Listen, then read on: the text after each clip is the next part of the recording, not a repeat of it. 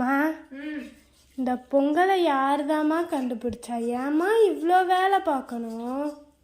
ஆமா ஆமாம், ஒரு நாள் ஃபுல்லாக உட்காந்து வேலை தான் பார்க்குறோம். இப்ப நாள் கம்மிம்மா, ஒரு நாள் முத நாள் மட்டும் வேலை பார்க்குறோம். முன்னாடி காலத்துல எல்லாம் வந்து நான் சின்ன பிள்ளையா இருக்கும்போது எங்க அம்மா 10 நாளைக்கு முன்னாடியே ஆரம்பிச்சிருவாங்க.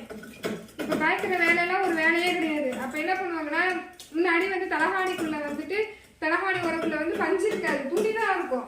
அப்ப அதையே எங்க அம்மா எல்லாத்தையும் பிரிச்சு போட்டு அலசுங்கும், வீரக்குள்ள உள்ளது எல்லாத்தையும் அலசியே ஆகணும். அப்படிலாம் வேலை பார்த்தோம். அதெல்லாம் இப்போ கம்பேர் பண்ணும்போது இது ரொம்ப கம்மி. என்ன இப்போ வந்து ஓரளவுக்கு தான் வேலை பார்க்குறோம்.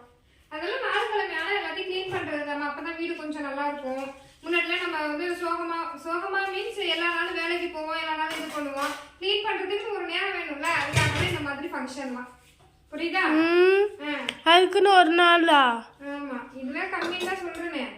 முன்னாடி எங்கள் அம்மா கூடலாம் இருக்கும்போது நீ இருந்திருக்கணும், நாங்கள் சின்ன பிள்ளை இருக்கும்போது நீ இருந்திருக்கணும். அவ்வளோ வேலை இருந்திருக்கும்.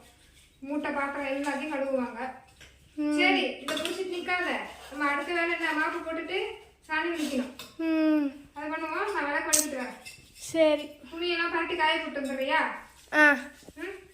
போடுறே தம்பா, வந்து சாப்பிடலாம். துணியை பரட்டி காய போடணுமா? இப்போ காய வச்ச தனியா இந்த பரட்டி போடு. சரி, ஓகேவா? திரும்பவும் வேலை.